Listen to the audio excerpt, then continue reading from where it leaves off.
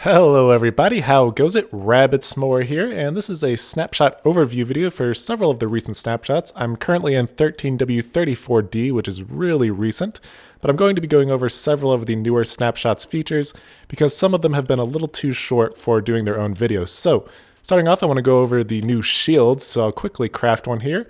All we need to do to make a shield is have 3 wool of the same color, 3 planks next to those, and an iron ingot in the center of the last row here. That gives us a white shield here. And you can combine these with banners to put different appearances on them, but they do need to be the same color. So this is a white banner with the green spike here, but if I did an orange banner with the green spike, you can see I can't create it.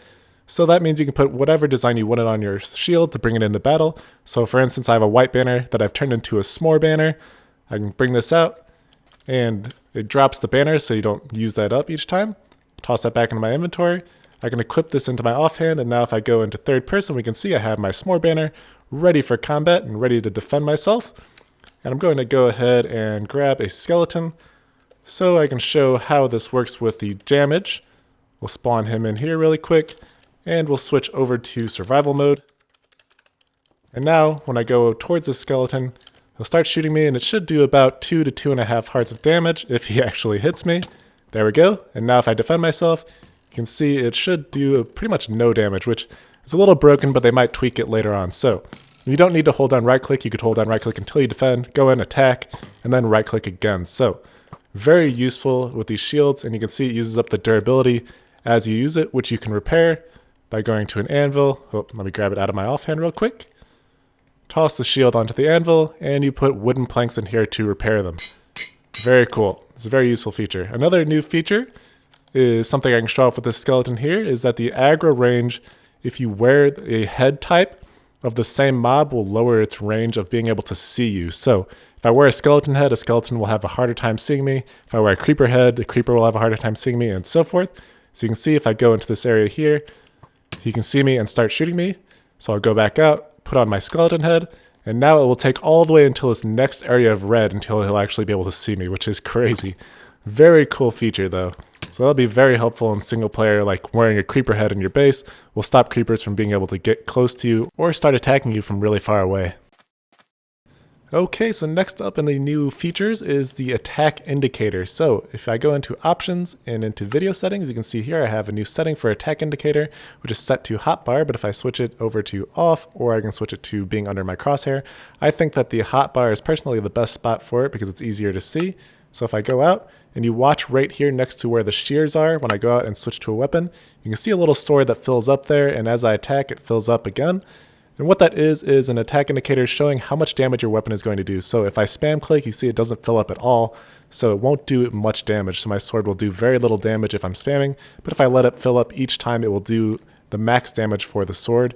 And different weapons have different attack speeds and damage, so like the axe has a very slow refill time, as you can see, but it does a ton of damage. It does about 11 hearts per hit, whereas the sword does, I think, 7 hearts per hit, but is faster. And then things like the hoe are very quick to fill up, as you can see down there in the bottom right, but they do very little damage. So this can be pretty confusing to see which weapons actually do the best damage. So I've actually calculated it out to show damage per second. So the sword does about 10.2 damage per second, or hearts per second. The axe does 9.4, the hoe does 8, and the pickaxe and shovel do 7.5. So this puts it out into a pretty good perspective so you can see which one is actually the best over time in combat if you're constantly hitting each other. But personally, I think the axe is the best. It swings slow, but since it attacks for 11 hearts, what you can do is run in, attack someone, back up, and then run in and attack them again once your bar is refilled down in the bottom right.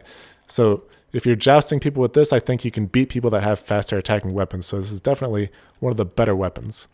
Next up of the new features is a map, the new map recipe. So normally the map itself has gone out to a further zoom range. Once I create a new map, you can see it's pretty zoomed out. And if I want to zoom in, there's a new recipe. All you have to do is combine a map with some shears. It creates the map down here, leaves your shears intact, and now if I go in, it's much more zoomed in. Other new thing is the new command blocks, which I personally don't use command blocks too often, but if you do, there are some pretty cool new features. There's still the standard command block, and they are all directional now. You can see there's actually an arrow pointing in the direction, and they have animated textures, which you can kind of see here as the colors light up and go dim. Next is the chain command block, which is similar to the normal command block, but these work in a chain. So whenever something is activated within one of these command blocks, it will go along the chain of chain command blocks so that they're automatically activating each other, so you don't need to have redstone signals activating them. And next is the repeating command block, and this is like a clock inside of itself, so it runs itself over and over each time that there is a tick in game, so that you don't need to be constantly pulsing these with redstone. So pretty cool new features for you guys that use the command blocks. Next thing is zombies and zombie pigmen will raise their arms when they're attacking you, so I'm going to switch over to nighttime here. Let's do time set night. And when I spawn a zombie here, you can see his arms are down, but when I switch over to survival mode, he'll raise his arms up and start attacking me, there you can see. And zombie pigmen will do the same thing, so it's just a good way to see when you're being attacked or not by these guys. A new particle has been added to the game to show how much damage mobs are taking, and it is like a dark red or almost brownish heart. And more hearts will come off with the more damage that you do. So if I do a low amount of damage, you can see only one heart comes off and then goes down. And if I switch to a higher damage weapon, you can see a bunch of hearts come off. So just a cool new particle to show how much damage mobs are taking. And speaking of doing damage, some new attacks have been added to the game. So the sword has had a sweeping attack added that works whenever you are moving slowly or standing still. And what it does is knocks back multiple mobs in an area. So really good for defending yourself. I'll spawn some guys here. And if I do the sweeping attack here, you can see the particle effect goes by and knocks all of them back into that corner. So great for defending yourself against a bunch of attacking mobs like a horde of zombies or whatever else you might need it for. And you do need to have a full attack meter in the bottom right, so keep that in mind as well. Other new attack has also been added to the axe, and it is specifically for fighting players who are using shields.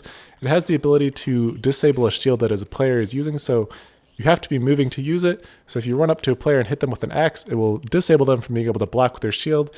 So you can run up, attack, and then switch to your sword and start attacking as you normally would, or whatever else you wanted to do. So just another feature to diversify the combat between players and PvP servers. And it looks like armor has also been receiving some tweaks.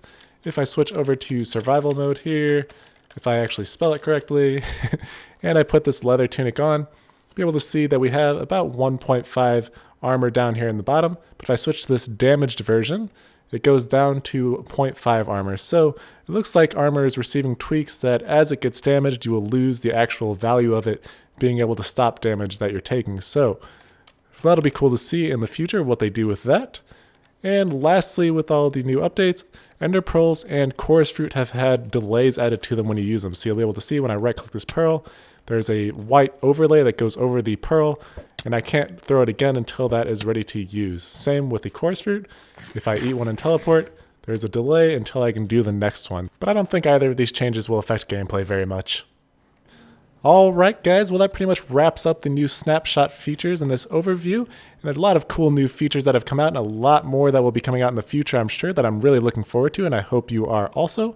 But as always guys, thanks for watching, have an excellent day, and see you later!